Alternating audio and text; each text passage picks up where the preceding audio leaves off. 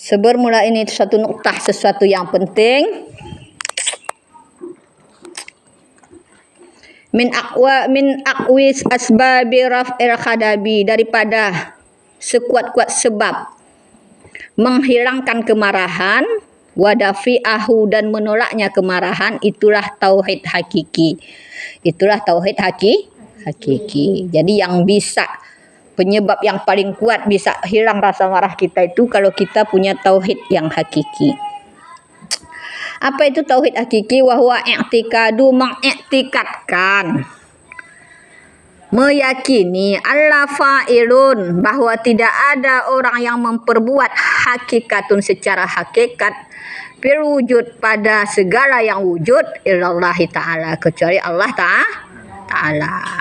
Wa annal khalqa, dan bahwasanya manusia, makhluk, ya. Ini kalau makhluk disebut semuanya, termasuk binatang. Dan bahwasanya makhluk al-alat itu media, wasa itu, dan apa namanya itu, perantara. Paman tawajjahu, maka siapa yang menghadap ia, menghadaplah ilaihi, kepadanya, makruhun, akan yang dibenci, min khairihi, daripada selainnya, wasyahida, dan menyaksikan ia, dari akan demikian sesuatu yang dibenci tadi, akan tauhid hakiki, bikalbihi, dengan hatinya, hidupaat, niscaya terangkatlah atau tertolaklah anhu, daripadanya, asaral khadabihi, akan bekasan kemarahannya. Jadi penyebab yang paling kuat bisa kita menghilangkan rasa marah itu adalah kita punya tauhid yang hakiki. Tauhid hakiki ini kita meyakini, mengiktikadkan tidak ada sesuatu yang memperbuat, ya kan? Kecuali perbuatan itu atas izin Allah. Kan la maujuda illallah, tidak ada yang maujud kecuali Allah. La ilaha illallah, la maujuda illallah. Ada itu ya. La maqsuda illallah. La mahbubah illallah, Allahu. Jadi tidak ada yang memperbuat kecuali Allah. Jadi kalau kita sudah punya tauhid yang begini hakiki, maka tidak ada marah kita, karena manusia, segala makhluk itu dianggap media, atau hanya perantara. Pada hakikatnya itu semua terjadi karena izin Allah. Jadi siapa yang berhadapan dia dengan sesuatu yang benci, kemudian dia menyaksikan di dalam hatinya itu dengan tauhid hakiki, maka hilang rasa kemarahan, tidak ada membekas rasa marah itu. Kenapa? Li'anna khadabahu, karena sesungguhnya marahnya seseorang, imma ada kala marahnya, kalau seperti itu tadi, al-khaliq, di atas orang yang menciptakan. Kalau kita marah, karena sesungguhnya marah, kalau kita marah tanpa sebab, ya, kalau kita marah, itu marah kita terhadap yang maha pencipta. Dianya jaja'atul fahisatun, adalah tindakan yang keji, tanafi, yang menafikan ia akan sifat ubudiyah. Jadi kalau kita marah kepada yang maha mencipta, tadi kan tidak ada sesuatu kecuali atas perbuatan Allah. Maka berarti kita marah kepada yang maha mencipta. Maha mencipta ini Allah. Berarti tidak ada kita ubudiyah, merasa sebagai hamba. Karena kalau kita merasa sebagai hamba, tentu kita ikhlas, reda kita atas segala perbuatan Allah yang berlaku atas kita. Wa imma, dan arakala, marahnya itu al makhluk, di atas makhluk. Kalau marah kita juga kepada makhluk tadi sebagai media atau perantara, maka wahwa isyrakun, dianya itu syirik, janapi, yang menafikan ia akan tauhid ya mazkuri, yang disebutkan. Kenapa kita termasuk di situ syirik? Karena kita menganggap perbuatan itu perbuatan manusia, tidak ada di situ sangkut paut perbuatan Allah, ya kan? Pecah piring, dipecahkan anak, marah kita sama anak tadi, tanpa kita mengingat di situ berlaku kudrah Allah, maka kan kita syirik. Makanya itu tidak boleh Makanya apa tadi sesuatu yang bisa mengendalikan kemarahan tadi adalah kita punya tauhid hakiki, barulah bisa kita mengendalikan kemarahan tadi dengan kuat, dengan hebat. Paham itu Habib? Nah, tapi kemarin marah itu juga tidak dicela. Rasulullah juga pernah marah, tapi marahnya tadi pada tempatnya ada sebabnya untuk mendidik, mengajarkan adab. Nah, ini ada cerita di sini. Wa min sama, dan daripada di sana khadamal anas. Menghadam tahu menghadam. Nah, menghadam ini membantu Rasulullah sallallahu alaihi wasallam. Sayyidina Anas itu menghadam Rasulullah SAW asara sinina selama 10 tahun. Pama, maka tidaklah kalau berkata ia Nabi li syai'in bagi sesuatu fa'alahu yang telah memperbuat akannya Anas, lima fa'altahu kenapa engkau perbuat akannya. Wala, dan tidak pula li syai'in bagi sesuatu tarakahu yang meninggalkan ia akan Anas, lima lam tab'alhu kenapa tidak engkau perbuat akannya. Jadi Nabi tidak pernah mengatakan pada Anas itu dengan marah-marah, kalau dia mengerjakan sesuatu, kenapa kamu kerjakan? Kalau tidak memperbuat, kenapa tidak kamu lakukan? Akan tetapi Nabi mengatakan, walakin yaqulu qaddarallah, mentakdirkan oleh Allah masya'ah, apa yang telah ia kehendaki.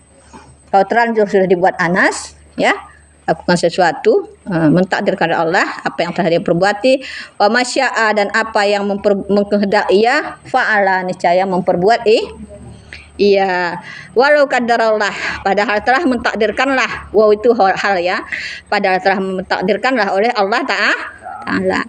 Lakin akan tetapi, wa maza, dan tidaklah demikian, Nabi berkata demikian tadi, ilal kamalu, kecuali telah sempurnalah ma'rifatuhu alaihi salatu wassalam, telah sempurna ma'rifat Allah subhanahu wa ta'ala. Agamide. Jadi Nabi kenapa tuh begitu?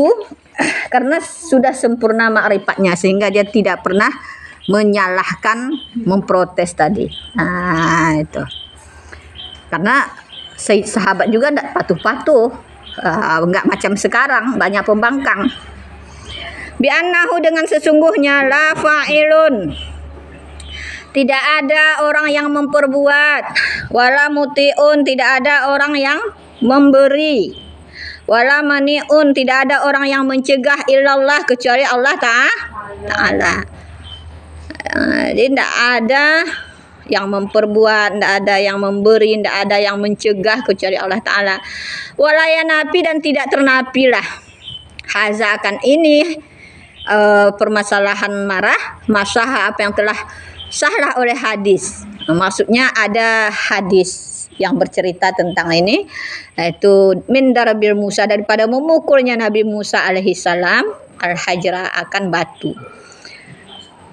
Jadi tidak ternapi ini bukan berarti tidak boleh marah. Marah itu ada, boleh pada tempatnya. Jadi Nabi Musa pernah memukul batu al-lazi, yang parah lari ia batu bisawabihi, dengan pakaiannya Nabi Musa. Nabi Musa mandi, bajunya diletaknya di atas batu. Batu tadi lari dibawanya baju Nabi Musa. Haina ikhtasala, pada ketika mandi ia, bi'asahu, dengan tongkatnya, hatta asarat, sehingga berbekaslah mandi ia, bi'asahu, dengan tongkatnya, maksudnya memukul dia dengan tongkatnya, hatta, sehingga asarat, membekaslah pihi, padanya batu. Datang Nabi Musa, dipukul batu tadi sampai berbekas retak. Itu kan kalau secara syariat itu kan marah ya. Padahal tadi katanya tidak boleh, berarti tidak ternapi. Artinya boleh. Li'annahu, karena sesungguhnya, lam yahdab, tidak marahlah alaihi oleh ia Nabi Musa alaihi atasnya badu, khadaba, akan sebagai marah, intiqam, yang membalas. Karena Nabi Musa tadi marahnya itu bukan karena benci membalas, bukan. Bal, akan tetapi khadabat ta'dib, marah dia karena mengajarkan adab, wa zazirun, dan menjera. Jadi Nabi marah kepada batu tadi, mengajarkan adab. Ini saya Nabi, baju saya letakkan di situ, kenapa dibawa hanyut? Nah, Nabi Musa kan tegas dia ya, supaya jerah jangan lagi seperti itu, karena batu itu batu itu diciptakan oleh Allah Ta'ala. Karena sesungguhnya Allah Ta'ala khalaqa fil hajri, menciptakannya pada batu mazkur yang disebutkan itu hayatal mustaqirah, hidupnya itu bersemayam atau tetap. Batu kan hidupnya begitu diletak situ-situ saja, bersemayam tetap, tidak boleh dia pergi kecuali dia di bawah air. Pasarat maka jadilah ia kadabah seperti binatang, karena dia lari tadi berarti sudah seperti binatang batu, tidak dia tahu kodratnya. Nafarat yang lari ia miraka biha, daripada orang yang mengendarai inya, atau annahu bahwasanya ia batu khalaba mengerasilah alaihi atasnya tabuul basyar, akan tabiat manusia, atau dia sudah bersifat seperti manusia pula lari-lari. Fantakama maka membalaslah daripadanya, daripadanya Nabi Musa, kama khalaba sebagaimana yang mengerasilah oleh tabiat basyari manusia. Maka Nabi Musa tadi menjera dia, mengajarkan adab sebagaimana Nabi mengajarkan mengajarkan kepada manusia. Pada ketika haina laffa kamahu, ketika menyelubungkan ia akan kemarin dengan lengannya alayadihi di atas tangannya, inda akhaza asa, ketika mengambil ia akan tongkat, haina syarat pada ketika jadilah oleh ia tongkat, hayata akan ular yang tas'a merangkak-rangkak. Jadi Nabi kan pernah juga marah kepada penyihir Nabi Musa, ya kan? Sehingga kata Allah, ambil tongkat itu lemparkan. Pasti ekspresi Nabi Musa pada saat itu kan marah ya. Karena banyak orang mensyirikatkan Allah itu, melawan sihir tadi. Maka Nabi ambil tongkatnya, Nabi lemparkan dengan kuat ke para penyihir, sehingga tongkatnya tadi melata. Itu bukan marah karena menghukum penyihir, bukan. Tetapi itu adalah mengajarkan tauhid. Tidak ada yang kuat kecuali Allah. Tidak ada yang berkuasa kecuali Allah. Sihir itu tidak ada. Lemah semua. Wa min tibbal khadab, daripada obatnya marah. Apa obat marah? Ma'zumin, marah yang tercela. Itu al-isti'adu billah minasyaitanir rajim. Berlindung dengan Allah dari setan yang terkutuk. Jadi obat marah pertama baca a'udzu. Wal wudu, kedua berwudu. Kenapa? Karena perkataan alaihi salatu wassalam, iza khadaba ahadukum, apabila marah salah seorang kamu, falyatawadda, maka hendak berwudu ia bil ma'i, dengan air. Jadi solusi pertama baca a'udzu, kemudian berwudu. Ini hadis Nabi. Kenapa? Fa innal khadab, maka sesungguhnya marah, minan nar, daripada api. Wa inna ma, dan hanya sanya, tafaun nar, padamnya api, nari neraka, padamnya api bil ma'i, dengan air. Maka kalau kita berwudu, kemarahan itu akan padam. Wa fi riwayatin, dan sabit dalam satu riwayat, al khadabu minasyaitan, marah itu daripada syaitan. Maka marah itu biasa itu tempatnya di kalap, makanya sering dihempaskan di kalap itu. Zikir la ilaha illallah itu tujuannya menghancurkan setan yang ada di dalam hati kita. Maka berzikir itu kan disunatkan, bukan kan tegas ya, la ilaha illallah, hempaskan itu. Harus dengan semangat kan cara berzikir ya, jangan macam pahami la ilaha illallah nih, enggak tersempas setan tadi dah. Harus dihempaskan, kalau batu kian dipecahkan tuh. Ya, dipahami. Dah berzikir serta mengantuk, mana tetaplah setan tadi di situ. Wa inna syaitan, dan sesungguhnya setan Khalaqa minan nar, tercipta ia daripada api. Wa innama, dan hanya saja tafaun nar, padamlah oleh api birmai dengan air. Fa iza ahadukum, maka apabila salah seorang kamu marah, falata bawa, maka hendak berwudu oleh iya. Kalau kita hendak berwudu oleh kamu. Jadi kalau kita marah maka berwudu. Fa'in kila, sungguhnya dikatakan orang al khadabu min umuri daruriyah. Marah itu daripada urusan daruriyah yang tidak dapat dihindari. Marah ini sulit untuk dihindari karena kalau ada orang yang membuat zalim kepada kita pasti kita marah. Nah, ini menurut Kir. Kir ini biasa, kalau Kir itu kan lemah pendapatnya. Allati la yumkin daf'uha, yang tidak mungkinlah oleh menolaknya. Bisyai'in, dengan sesuatu. Kan nggak mungkin sebenarnya ditolak dengan sesuatu menurut Kir. Pakaifa, maka bagaimana amru syari', urusan orang yang mempunyai syariat, maksudnya Nabi itu menyuruh bil wudu, dengan wudu. Bagaimana pula kita sedang marah disuruh berwudu? Ini menurut Kir.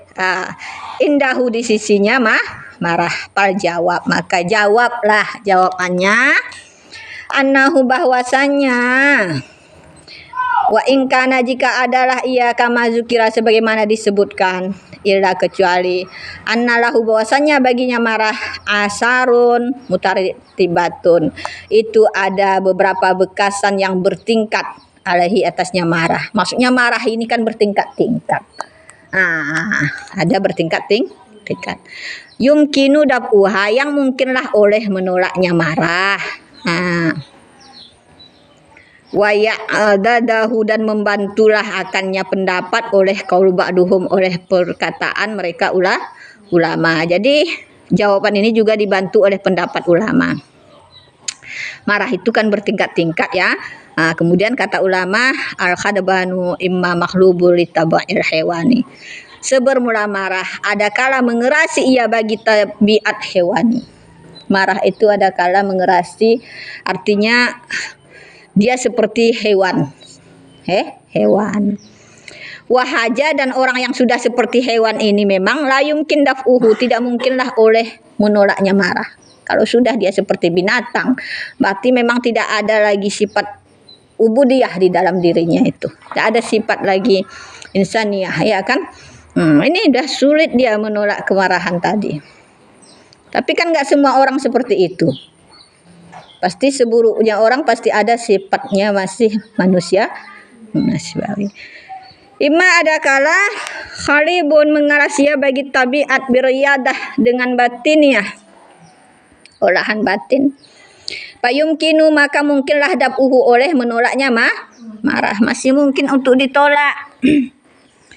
Walaulah, jikalau tidak mungkin, zalika, demikianlah, karena sungguh adalah kaulu, perkataan Nabi Muhammad SAW, la tahdab, jangan marah, li rajulin, bagi seorang laki-laki, kailun, yang bertanya, iyalahu, baginya Nabi, ausani, wasiatkan olehmu akan aku, taklifan, hal keadaan memberatkan, bima, dengan barang, layatiku, yang tidak sanggup ya laki-laki. Karena kalau memang tidak bisa ditolak, nggak mungkin Nabi membuat hadis la taghdab, mengatakan jangan marah. Kalau memang itu memberatkan. Karena ada seorang laki-laki kemarin minta wasiat. Kata Nabi la taghdab, sampai berulang. Wa min tibbil khadab, dan daripada obatnya marah. Dan juga intikalu memakani ila makan, berpindahnya tempat daripada satu tempat kepada tempat lain. Harus berpindah dari satu tempat ke tempat yang lain. Wa istihdara, dan menuntut hadir ia maja, apa yang mendatangkan ia fi fadlin, pada kelebihan. Jadi kalau marah kita, ingatlah kelebihan orang itu. Jangan hanya kita ingat keburukannya, supaya padam kemarahan kita. Kazamil khaizi, seperti menahan amarah.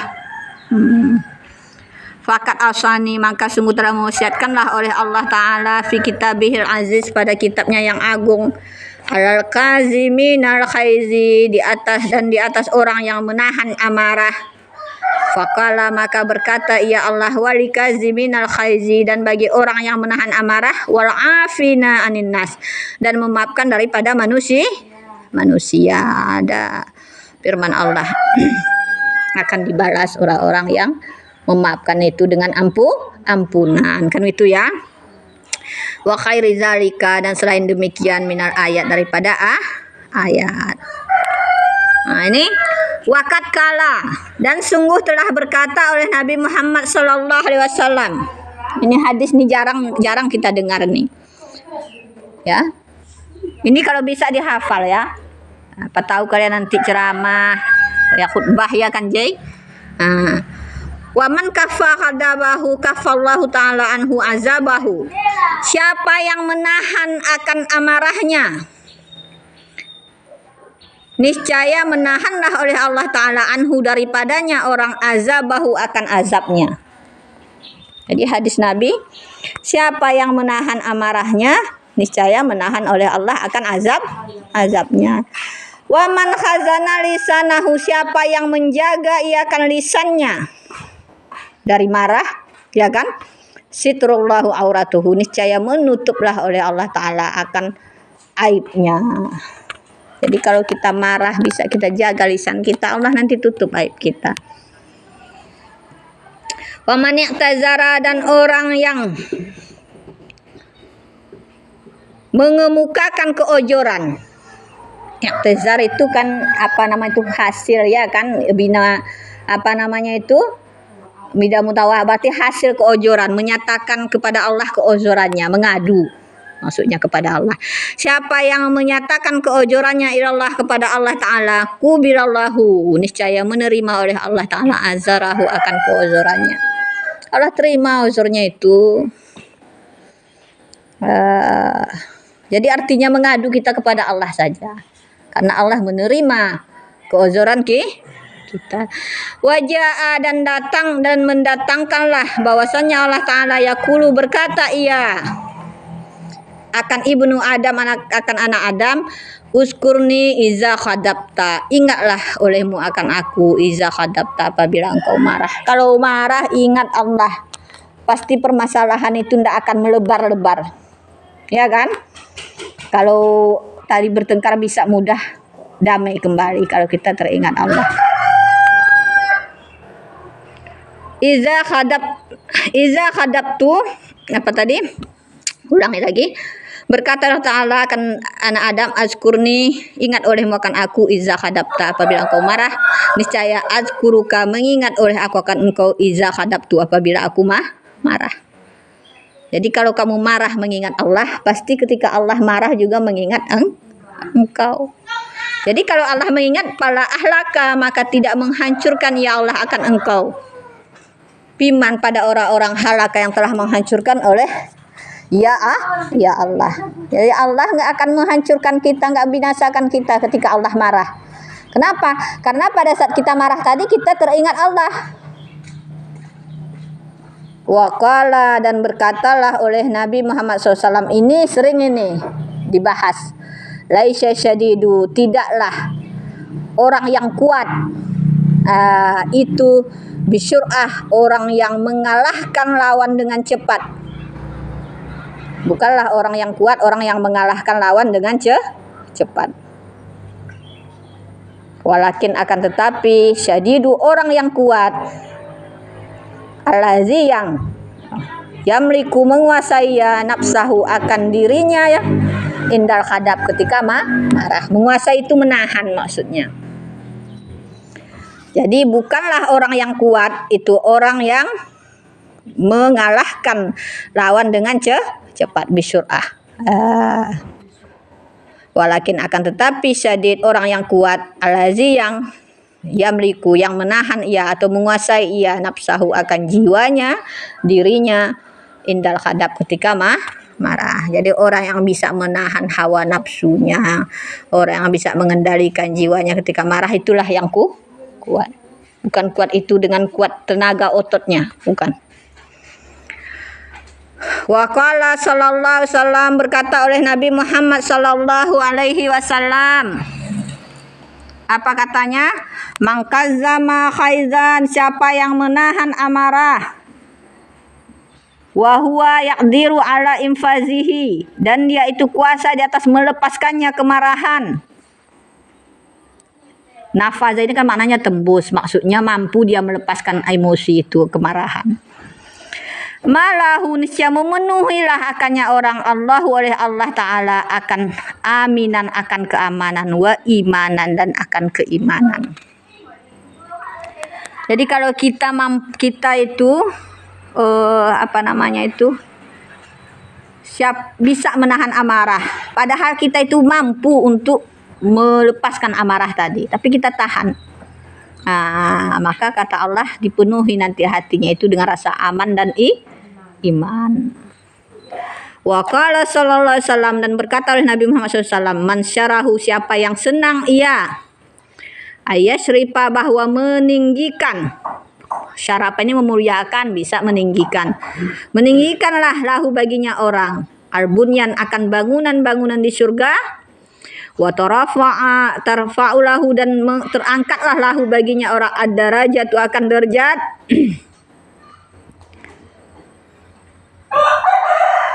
Wa tarfa'u lahu darajata, dan terangkatlah baginya orang akan derajat.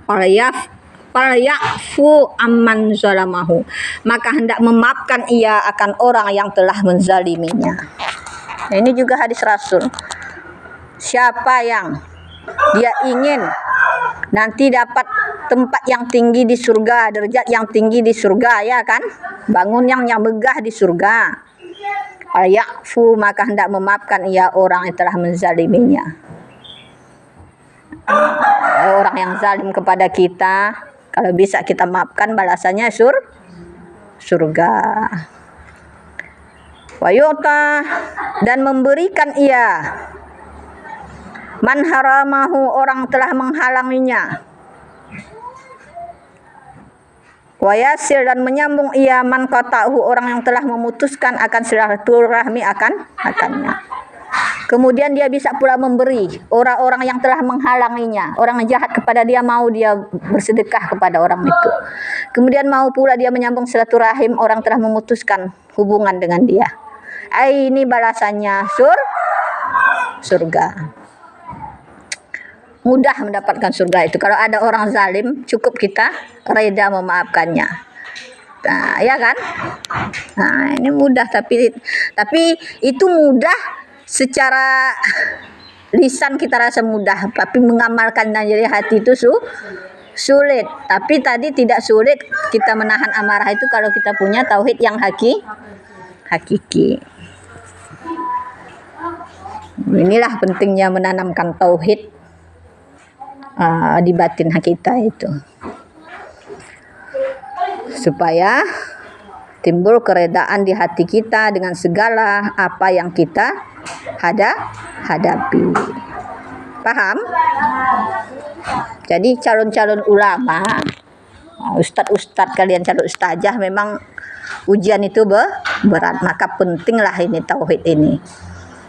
Tauhid hakiki ditanamkan di dalam hati kita. Kalau sudah kita begini, maka nanti apapun permasalahan kita hadapi, bisa kita hadapi dengan tenang. Paham?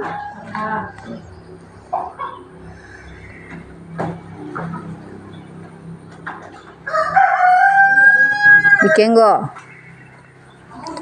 Waqala, dan berkata oleh ia Nabi sallallahu alaihi wasallam, iza kana yaumal qiyamah, apabila adalah hari kiamat, nadal munadi, menyerulah oleh orang yang menyeru, maksudnya nanti para malaikat.